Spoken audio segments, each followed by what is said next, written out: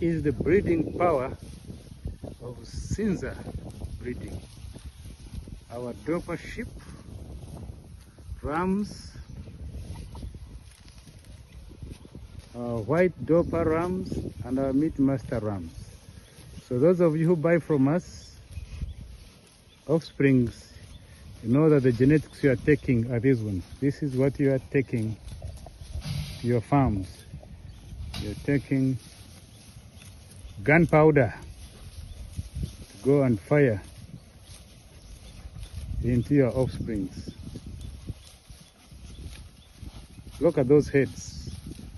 Look at how masculine the heads of our rams are.